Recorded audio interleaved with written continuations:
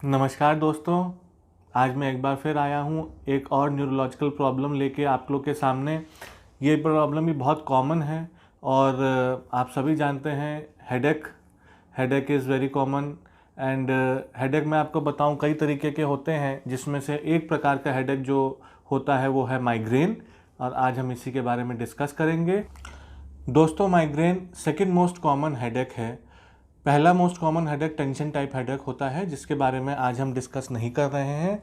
Migraine second most common headache है और ये 15% ऑफ वीमेन में पाया जाता है और 6% ऑफ मेन में भी पाया जाता है। तो दोस्तों, जिसमें अगर रिपीटेड अटैक्स ऑफ हेडेक हो रहे हैं जो कि 4 से 72 घंटे तक लास्ट करें और इनमें से कोई दो फीचर्स हों कि या तो वो एक तरफ हो सिर पे, चाहे राइट साइड हो चाहे लेफ्ट साइड हो, एक तरफ होना चाहिए और थ्रॉबिंग टाइप नेचर होना चाहिए हेडेक का, मतलब ऐसे ऐसे लपकन जैसे लगता है तो वैसा होना चाहिए। और मूवमेंट के साथ जैसे पेशेंट अगर मूव करता है तो उसके साथ अगर ये बढ़ रहा है सिर दर्द तो उसको माइग्रेन कहा जा सकता है। मगर इसके साथ एक एसोसिएटेड चीज़ ये भी है कि कोई और फिजिकल एग्जामिनेशन में और कोई चीज़ ना मिले जो कि हेडेक का कारण बन सकता है। और कहा जाता है दोस्तों कि उल्टी जैसा लगना, जिसको नौजिया कहते हैं, या फिर उल्टी आना जिसको वोमिटिंग कहते हैं, तो नौजिया या वोमिटिंग भी एसोसिएटेड हो सकती है। और लाइट से सेंसिटिविटी रहना, अगर बहुत तेज़ फ्लैशेस ऑफ लाइट दिख रही हैं या लाइट दिख रही है उससे हेडेक का हो जाना, या बहुत तेज़ नॉइज़, फोनोफोबिया कहते हैं इसको। तो अगर फोटोफोबिया मतलब लाइट से सेंसिटिविटी और अगर फोनोफोबिया मतलब साउंड से सेंसिटिविटी है तो it may be a feature of migraine. दोस्तों, कुछ ऐसे फैक्टर्स होते हैं जो कि ट्रिगर करते हैं अटैक को। तो अब हम जान लेते हैं कौन कौन से ऐसे फैक्टर्स हो सकते हैं। तो इनमें फैक्टर्स हैं, जैसे मैंने पहले भी कहा कि फोटोफोबिया और फोनोफोबिया, मतलब अगर बहुत तेज़ लाइट आप देख रहे हैं, सूरज की रोशनी देख रहे हैं, या फिर डार्क रूम में एकदम से मोबाइल की स्क्रीन देख ली, तो उसकी वजह से भी माइग्रेन अटैक प्रेसिपिटेट हो सकता है। या फिर अगर बहुत तेज़ साउंड सुन लिया, तो बाहर गए आप मार्केट प्लेस में गए तो उसमें बहुत ज़्यादा नॉइज़ पोल्यूशन है, तो उसमें भी कभी कभी किसी लोगों को हेडेक होने लगता है, तो माइग्रेन का अटैक आ सकता है। देन एक्सेसिव स्लीप से भी होता है, या फिर स्लीप नहीं ठीक से लेना उससे भी होता है, या फिर आपने एक्सेस स्ट्रेस ले लिया हो या एक्सरसाइज बहुत ज़्यादा कर ली हो, फिजिकल एक्सर्शन कर लिया हो, तो उससे भी माइग्रेन अटैक प्रेसिपिटेट हो सकता है। देन अल्कोहल से भी होता है, हंगर से भी होता है, अगर आपने ठीक से खाना नहीं खाया तो उससे भी प्रेसिपिटेट हो सकता है। हार्मोनल फ्लक्चुएशंस होते हैं फीमेल्स में ड्यूरिंग मेंसेस, तो उनमें भी माइग्रेन अटैक प्रेसिपिटेट हो सकता है। दोस्तों, माइग्रेन अटैक के 3 फेजेस होते हैं। इसको कहते हैं प्रोड्रोमल फेज, फिर हेडेक फेज, फिर पोस्ट डोमल फेज। 20 to 25% लोगों में एक ऑरा फेज भी होता है, जिसमें क्या होता है कि एकदम से फ्लैशेस ऑफ लाइट दिखेंगी आंखों के सामने, एकदम से चमकती हुई लाइट पास हो जाएगी, तो इसको ऑरा फेज कहते हैं, जो कि 20 to 25% केसेस में हो सकता है।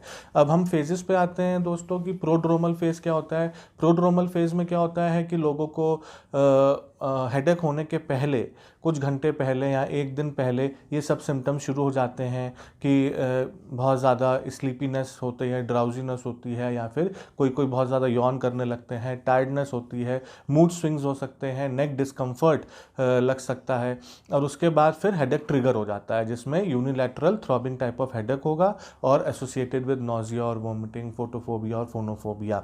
तो ये रह सकता है 4 to 72 आवर्स तक। और उसके बाद फिर पोस्ट ड्रोमल फेज होता है। पोस्ट ड्रोमल फेज में क्या होता है कि उसके बाद एक्सेसिव टायर्डनेस लगेगी, कुछ खाने की इच्छा नहीं होगी, और बस मन करेगा कि लेट जाएं, या बहुत ज़्यादा थकान हो रही है, या पता नहीं मेरे साथ क्या हुआ, मैं इतना ज़्यादा वीक लग रहा हूं, तो ये सब हो सकता है। या फिर मूड स्विंग्स बहुत ज़्यादा हो सकते हैं और बहुत चिड़चिड़ापन हो सकता है, तो इसको पोस्ट ड्रोमल फेज कहते हैं।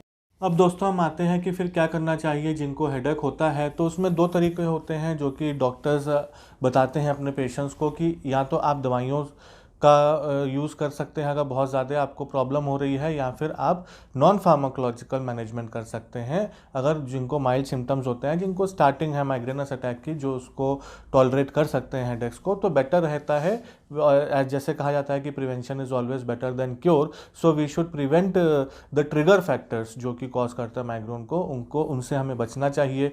तो इसीलिए कहा जाता है कि non pharmacologic measures are always better. और उसमें क्या कर सकते हैं आप, जैसे मैंने आपको बताया था कि एक्सेसिव स्ट्रेस से माइग्रेन अटैक प्रेसिपिटेट हो सकता है।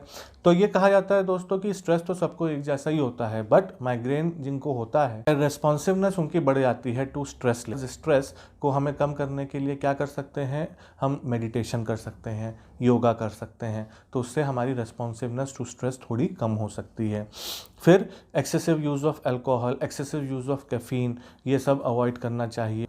हमारी हेल्दी डाइट होनी चाहिए, हेल्दी स्लीप पैटर्न होना चाहिए, और एक्सेसिव एक्सरसाइज नहीं करनी चाहिए। जो रूटीन डेली एक्सरसाइज है वही करनी चाहिए, और ज़्यादा फिजिकल एक्सर्शन अवॉइड करना चाहिए। अंधेरे में बहुत तेज़ लाइट्स जैसे मोबाइल स्क्रीन हो गया या टीवी स्क्रीन हो गया, रूम अंधेरा करके नहीं करना चाहिए। ज़्यादा नॉइज़ी एरिया में या रीजन में ना जाएं, लोकेलिटी में ना जाएं, उनसे बचें, और गैदरिंग्स में ज़्यादा ना जाएं, थोड़ा अवॉइड करिए। थोड़ा सा करने में ही बहुत असर आने के चांसेस होते हैं, और माइग्रेन अटैक प्रिवेंट हो सकता है। तो ये बेस्ट मेजर होता है। और कुछ गाइडलाइंस दी रखी हैं, अमेरिकन माइग्रेन फाउंडेशन करके साइट है, और माइग्रेन ट्रस्ट करके साइट है। You can use information given on these websites to help you in preventing the attack of migraine. अब दोस्तों, अगर माइग्रेन अटैक होता है तो फिर क्या करना चाहिए, एकदम शांत कमरे में जाके अपना लेट जाते हैं, लाइट वाइट बंद करके, और एक तरफ सिर करके वो आराम करना शुरू कर देते हैं, और यही बेस्ट तरीका है। और जो डॉक्टर्स ने प्रिस्क्राइब करी है मेडिसिन, आप वो तुरंत लें, क्योंकि मेडिसिन का असर होने में भी टाइम लगता है, और नहीं तो फिर वो अटैक फिर बढ़ता रहेगा और हेडेक और सीवियर हो जाता है। तो आप प्लीज़, मैं यही कहूँगा कि जो भी डॉक्टर्स ने आपको प्रिस्क्राइब करी हैं मेडिसिन्स, वो आप लें। अब मेडिसिन्स दो तरीके की होती हैं, या तो वो अटैक एक होती हैं जो कि अटैक को होने से प्रिवेंट करें, उसको कहते हैं प्रोफिलैक्टिक मेडिसिन्स, और दूसरी होती हैं कि जब अटैक हो जाए तब खाएं, तो उसको कहते हैं डेफिनेटिव ट्रीटमेंट।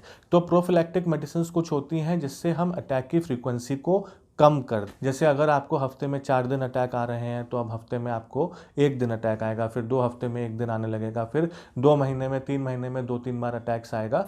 तो ऐसी मेडिसिन होती हैं, तो इसका रेगुलरली इसका आपको यूज़ करना चाहिए, बिकॉज हमें जितना हो सके फ्रीक्वेंसी को डिले करना है, जिससे हमें एनुअली फिर 1 साल में 4-5 अगर अटैक्स आए तो दैट इज़ ओके।